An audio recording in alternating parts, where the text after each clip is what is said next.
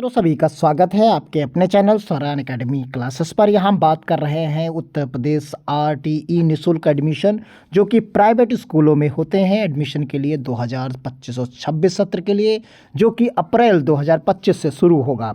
उसके लिए रजिस्ट्रेशन कक्षा 1 के लिए पहला स्लॉट के लिए शुरू हो चुका है और आप इसकी ऑफिशियल वेबसाइट पर पहुँच रजिस्ट्रेशन कर सकते हैं। तो आइए देखते हैं एक एक चीज़ को।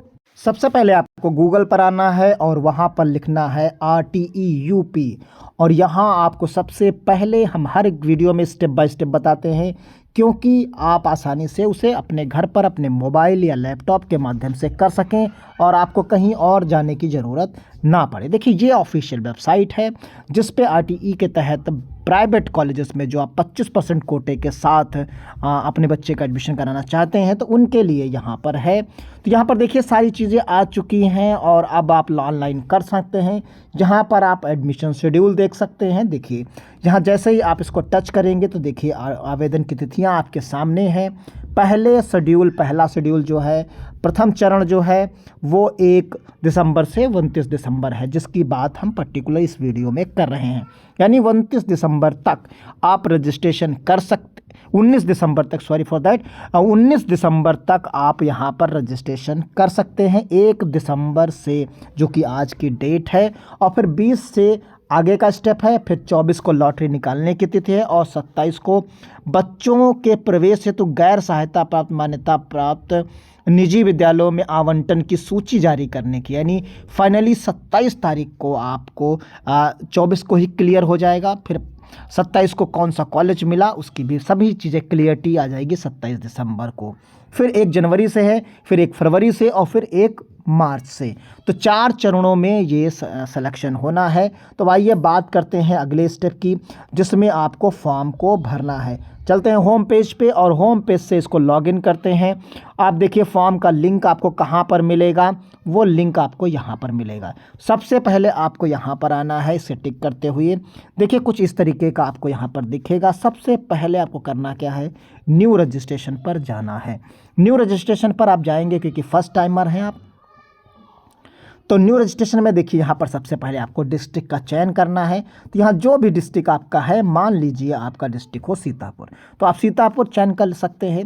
फिर यहाँ पर आप रूरल हैं, अर्बन हैं, जहाँ भी हैं तो उसका आप यहाँ पर चयन कर सकते हैं। फिर टाउन है या ब्लॉक है, तो यहाँ पर जैसे हमने माना कि जो सीतापुर नगर पालिका परिषद की बात करते हैं तो यहाँ पर वार्ड को आपको चुनना होगा। तो नई बस्ती, पंचवटी यूनियन, पूर्वा, पश्चिमी, ऊंचा टीला और तरीनपुर, पंचवटी कॉलोनी, तो यहाँ पर जो भी आपका है उसके हिसाब से आप यहाँ पर जो है देख सकते हैं। प्रेमनगर जो भी आपका है, मान लेते हैं हम प्रेमनगर में सर्च करते हैं। फिर यहाँ पर स्टूडेंट का नाम, मोबाइल नंबर, जेंडर, और अगर आपके जुड़वा बच्चे हैं तो आपको यहाँ पर टिक करना होगा। अगर आपके जुड़वा बच्चों का कर रहे हैं तो यहाँ पर आपको टिक करना होगा। रजिस्ट्रेशन करना तो देखिए एक एक चीज़ों को हम भरते हैं यहाँ पर। तो यहाँ पर आप देख सकते हैं हमने क्लास 1 लिया, उसके इनकम सर्टिफिकेट का नंबर, जो भी आपका इनकम सर्टिफिकेट का नंबर है उसे भरना होगा। फिर ये आप कौन सा वर्ग चुनते हैं, यहाँ पर वर्ग आपको दिखना होगा, वर्ग आप चुन सकते हैं। फिर यहाँ से आपको चूज़ फाइल करना होगा। यहाँ पर उसी इनकम सर्टिफिकेट जो आपने भरा है इसी की फ़ाइल यहाँ पर अपलोड करनी है।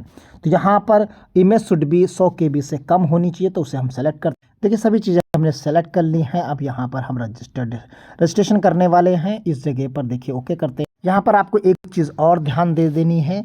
देखिए ये जो लिखा हुआ है अभिलक्षित जो वर्ग है इसमें आता है, जो यहाँ पर आप देखिए कौन कौन से लोग इसमें शामिल होंगे। जो दुर्बल वर्ग है और एक जो है अलाभित समूह है। अलाभित समूह जो है, उस अलाभित समूह में कौन कौन आएगा उसकी आप यहाँ पर देख सकते हैं, डिटेल दी गई है। अलाभित समूह में आपके अनुसूचित जाति, अनुसूचित जनजाति, सामाजिक और शैक्षणिक रूप से यानी OBC, निःशक्त विकलांग बच्चा, HIV अथवा कैंसर से पीड़ित अभिभावक का बच्चा और निराश्रित और बेघर, यानी इसमें अभिलषित जो है आपका यहाँ पर जो अलाभित वर्ग है आपका, तो अलाभित वर्ग में आपका SC छात्र, ST छात्र, OBC आएगा। और जो दुर्बल वर्ग है उसमें आपका EWS वाला छात्र आएगा, जिसकी आय 1 लाख से तक हो, यानी 1 लाख से ज़्यादा नहीं होनी चाहिए। यानी गरीब वही माना जाएगा जो 1 लाख से जिसकी इनकम सर्टिफिकेट कम हो, यानी सभी यहाँ पर बच्चों के लिए जो 1 लाख से कम अब आय की बात यहाँ पर कही गई है। तो ये चीज़ें हैं। अब यहाँ पर हम इसको रजिस्टर्ड करते हैं और यहाँ पर अगर आप क्लास 1 के अलावा देखते हैं तो क्लास 1 यहाँ पर क्लास 1 है। तो यहाँ पर जो भी चीज़ें हैं उसी के हिसाब से आप यहाँ पर रजिस्टर्ड के लिए जा सकते हैं रजिस्ट्रेशन करने के लिए।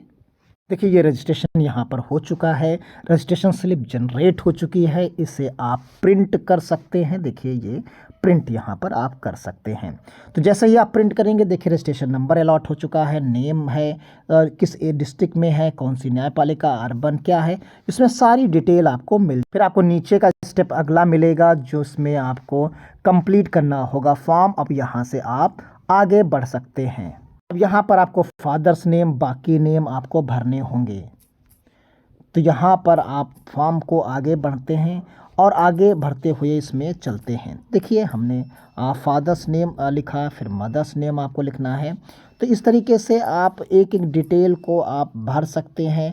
मोबाइल नंबर अल्टरनेट है, वोटर आईडी, एपिक नंबर जो भी जो है वो अगर है कोई चीज़ तो आप उसको यहाँ पर मेंशन कर सकते हैं, नहीं तो कोई बात नहीं इसमें। और फिर उसके बाद करंट एड्रेस आपको यहाँ पर भरना है। तो यहाँ पर आप करंट एड्रेस आप भर सकते हैं। तो जो भी आपका करंट एड्रेस है वो आप भरिए। मोड ऑफ एप्लीकेशन जो है आप यहाँ पर सेलेक्ट करना है। सेल्फ भर रहे हैं, फ़ोन, इंटरनेट कैफ़े, कंप्यूटर या इंटरनेट कैफ़े, या रिलेटिव या फ्रेंड्स के द्वारा, या एनजीओ के द्वारा, या स्कूल ऑनर्स भर रहे हैं, जो भी या बीएससी ऑफिस से कहाँ से आप भरा रहे हैं उसे आप यहाँ पर सेलेक्ट कर सकते हैं। तो मंथली इनकम है उसे आपको जो है फिगर में भरना है। मंथली इनकम आपको देनी है तो हम यहाँ पर मंथली इनकम दे देते हैं। फिर इस तरीके से यहाँ पर सभी जो है फ़ाइल एक एक करके आपको जो है अपलोड करनी है। सब कैटेगरी के लिए जो फ़ाइल है उनके माता पिता या संरक्षक की अधिकतम आय 1 लाख से अधिक ना हो। तो ये इस तरीके के जो सर्टिफिकेट्स हैं उन सभी सर्टिफिकेट्स को आपको एक एक करके यहाँ पर अपलोड करना होगा। तो ये सभी डॉक्यूमेंट्स आप एक एक करके अपलोड करते हुए चले जाएं। जितने भी आपके आ रहे हैं वो सब डॉक्यूमेंट्स आप यहाँ पर अपलोड कर सकते हैं।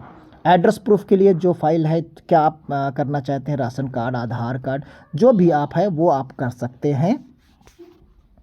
तो एक एक चीज़ यहाँ पर आप अपलोड करेंगे।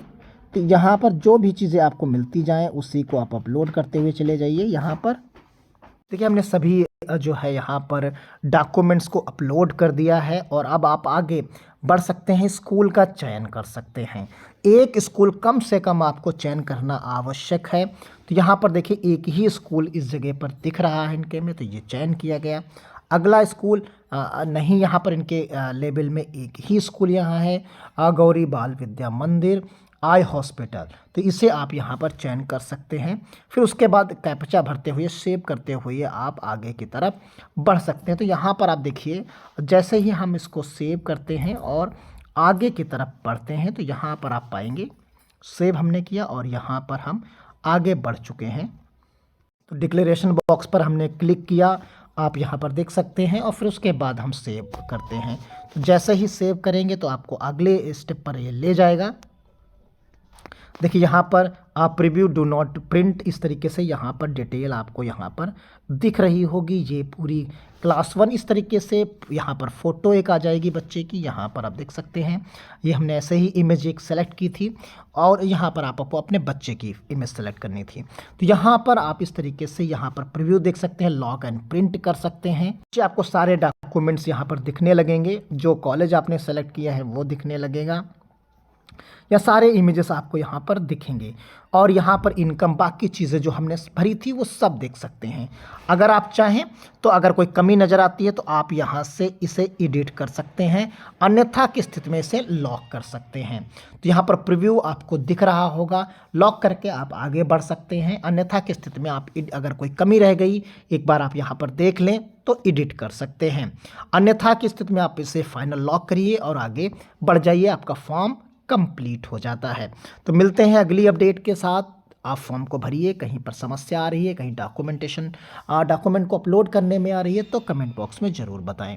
धन्यवाद। जय हिंद, जय भारत। इसी तरीके से अगर कहीं पर भी आप समस्या देख रहे हैं, शेड्यूल का विशेष तौर पर ध्यान रखिए। एडिट करने के लिए आप यहाँ पर ऑप्शन जा सकते हैं और वहाँ से एडिट कर सकते हैं। सारी डिटेल आपको यहाँ पर एडिट करती हुई दिख सकती है। तो बिना किसी समस्या के फॉर्म को फिलअप करिए। मिलते हैं अगली अपडेट के साथ, तब तक के लिए धन्यवाद। जय हिंद।